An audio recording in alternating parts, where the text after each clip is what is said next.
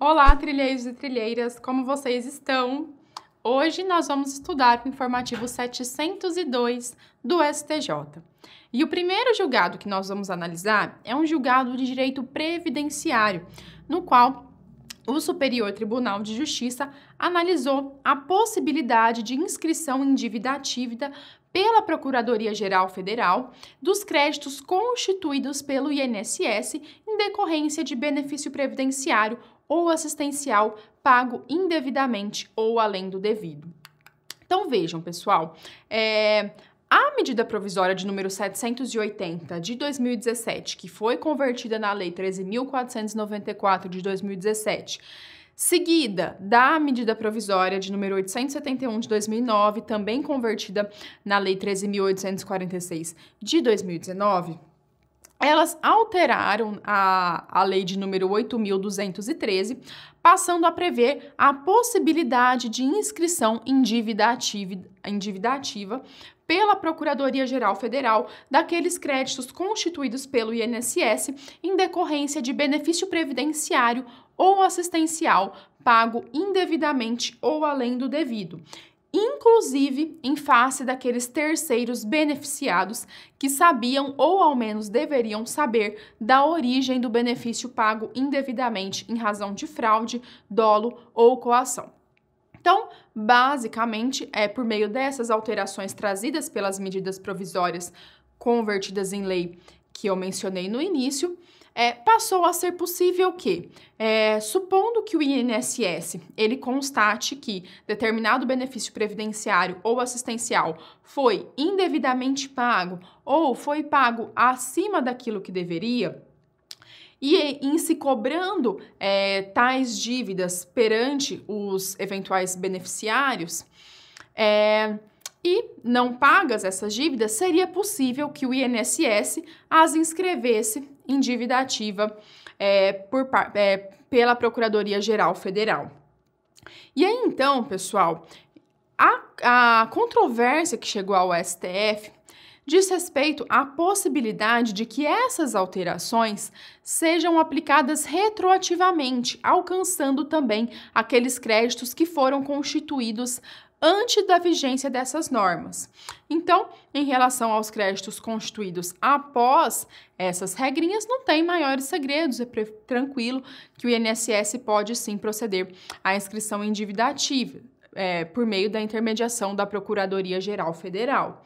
Mas em relação àqueles créditos que foram constituídos antes da vigência dessas normas, será que após a vigência das normas seria possível inscrevê-los em dívida ativa? E o STF entendeu que não, pessoal, que deverão ser, inclusive, reconhecidas como nulas a constituição dos créditos, ou melhor dizendo, devem ser reconhecidas como nulas as inscrições em dívida ativa por parte dos créditos que foram constituídos antes das normas que nós mencionamos. E aí, então, deverá ser reiniciada a constituição desses créditos por meio de novas notificações e intimações administrativas, permitindo-se o contraditório e a ampla defesa dos devedores. E aí, sim, ao final, poderia ser possível a inscrição em dívida ativa. E a segunda tese do STF é exatamente nesse mesmo sentido, exatamente o que nós acabamos de mencionar, mas aqui essa possibilidade também foi expressamente prevista em face daqueles terceiros beneficiados que saibam ou deveriam saber da origem dos benefícios pagos indevidamente em razão de fraude, dolo ou coação. Então, também nesses casos, caso tenha havido inscrição em dívida ativa, ela deverá ser reconhecida como nula, tá ok? Procedendo-se da mesma maneira que nós mencionamos anteriormente. E quais são os fundamentos para essa decisão do STJ, pessoal? E aí, a Corte retomou o entendimento que foi fixado no tema repetitivo de número 598, segundo o qual são 3 os requisitos necessários para que seja possível a inscrição em dívida ativa. Primeiro, é imprescindível que haja uma lei autorizativa para investigação, para apuração administrativa, que culminará com a constituição daquele determinado crédito. Segundo, é também indispensável que seja oportunizado o contraditório prévio nessa apuração. E, por fim, também é necessário uma nova lei autorizativa para que seja inscrito eventual débito apurado nessa investigação, tá ok? Então, veja que nós precisamos de lei tanto para autorizar a apuração quanto para autorizar a inscrição do débito em dívida ativa.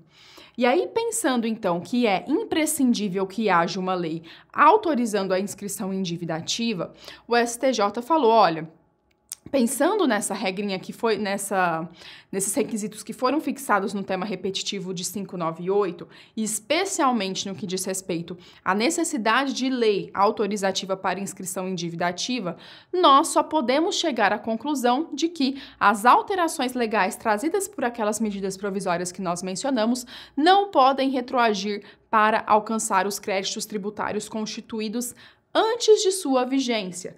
Ora, se é necessário que haja uma lei autorizativa para inscrição, por certo que a inscrição só poderá ocorrer em relação àqueles créditos constituídos após a vigência da norma autorizativa.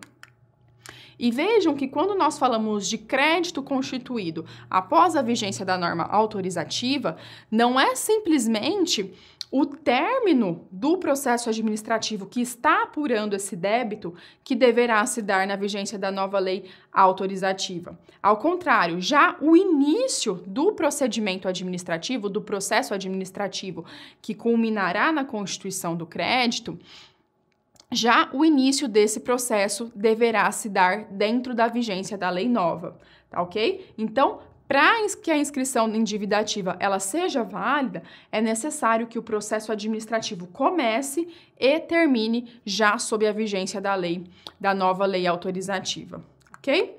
Então, era esse, pessoal, o primeiro julgado do informativo de número 702 do STJ e continuamos na sequência.